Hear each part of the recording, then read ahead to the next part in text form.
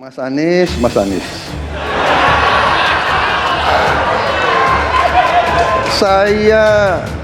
Saya berpendapat Mas Anies ini agak berlebihan.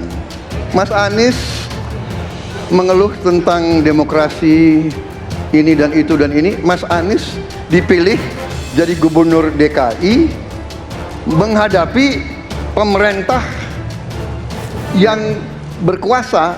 Saya yang mengusung Bapak.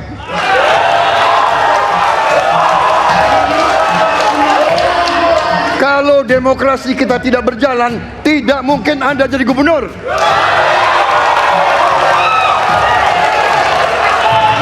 Kalau Jokowi diktator, Anda tidak mungkin jadi gubernur. Saya waktu itu oposisi, Mas Anies. Anda ke rumah saya, kita oposisi, Anda terpilih.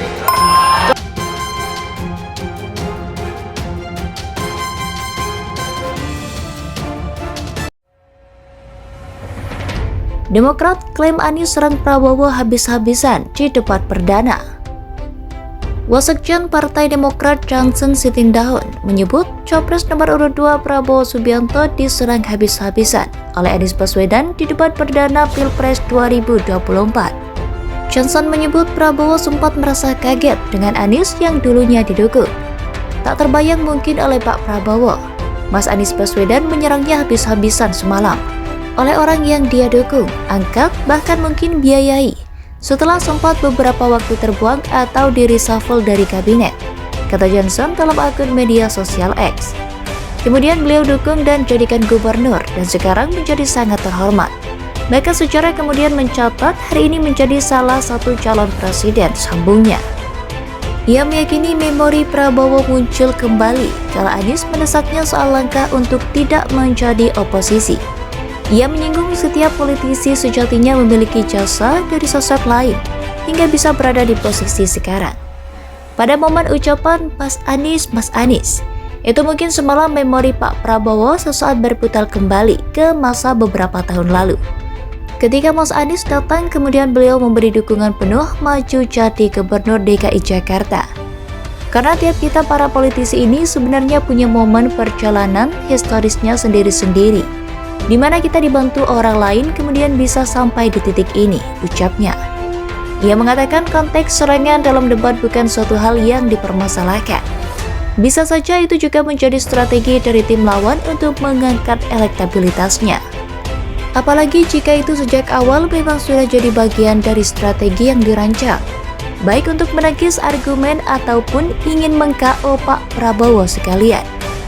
Bisa saja di atas panggung Mas Anies terlihat menang debat. Namun soal apakah itu efektif bahkan bernilai elektoral di mata pemirsa yang menonton kita lihat nanti. Namanya publik ini beragam, tiap orang tentu punya penilaian sendiri, tuturnya. Kemudian Johnson membuka kemungkinan di debat selanjutnya Prabowo akan menerapkan hal yang sama, yakni tak menjatuhkan sisi lawan. Johnson mengakui jika debat yang berlangsung kemarin menarik bagi publik untuk menjadi bahan diskusi. Pak Prabowo bisa saja akan menyikapi ini dengan sedikit berbeda setelah sedikit kegagetan semalam. Atau bisa juga Pak Prabowo tetap menyikapinya dengan cara yang sama, dibawa santai karena memang sejak awal datang ke debat ini tidak ada niat menjatuhkan atau merendahkan lawan manapun. Itu maka layak kita tunggu debat berikutnya, ungkap dia. Di akhir tanggapan, Johnson mengusulkan KPU untuk menyiapkan tempat yang lebih nyaman dibanding dengan memakai halaman kantor.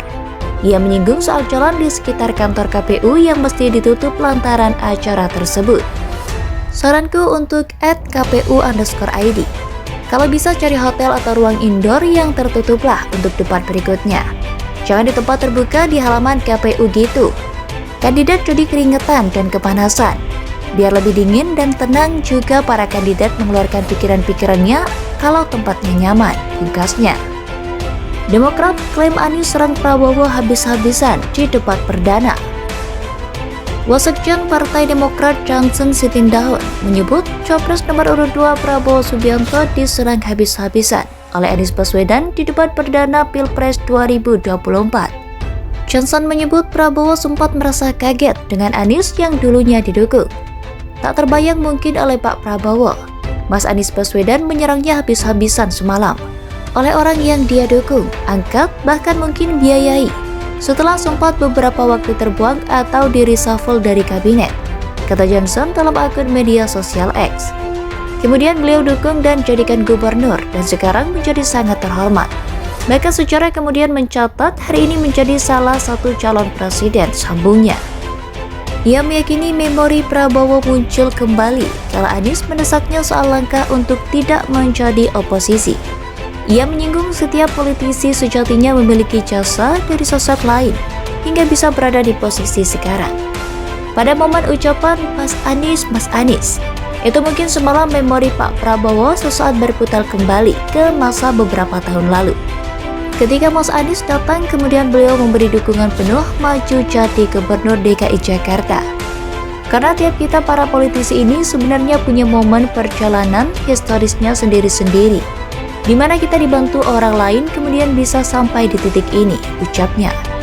Ia mengatakan konteks serangan dalam debat bukan suatu hal yang dipermasalahkan. Bisa saja itu juga menjadi strategi dari tim lawan untuk mengangkat elektabilitasnya. Apalagi jika itu sejak awal memang sudah jadi bagian dari strategi yang dirancang, baik untuk menangkis argumen ataupun ingin meng-KO Pak Prabowo sekalian. Bisa saja di atas panggung Mas Anies terlihat menang debat, namun soal apakah itu efektif bahkan bernilai elektoral di mata pemirsa yang menonton kita lihat nanti. Namanya publik ini beragam, tiap orang tentu punya penilaian sendiri, tuturnya. Kemudian Johnson membuka kemungkinan di debat selanjutnya Prabowo akan menerapkan hal yang sama, yakni tak menjatuhkan sisi lawan. Johnson mengakui jika debat yang berlangsung kemarin menarik bagi publik untuk menjadi bahan diskusi. Pak Prabowo bisa saja akan menyikapi ini dengan sedikit berbeda, setelah sedikit kegagetan semalam. Atau bisa juga Pak Prabowo tetap menyikapinya dengan cara yang sama, dibawa santai karena memang sejak awal datang ke debat ini tidak ada niat menjatuhkan atau merendahkan lawan manapun. Itu maka layak kita tunggu debat berikutnya, ungkap dia. Di akhir tanggapan, Johnson mengusulkan KPU untuk menyiapkan tempat yang lebih nyaman dibanding dengan memakai halaman kantor. Ia menyinggung soal jalan di sekitar kantor KPU yang mesti ditutup lantaran acara tersebut. Saranku untuk @kpu_id. Kalau bisa cari hotel atau ruang indoor yang tertutup lah untuk debat berikutnya. Jangan di tempat terbuka di halaman KPU gitu. Kandidat jadi keringetan dan kepanasan. Biar lebih dingin dan tenang juga para kandidat mengeluarkan pikiran-pikirannya kalau tempatnya nyaman, pungkasnya.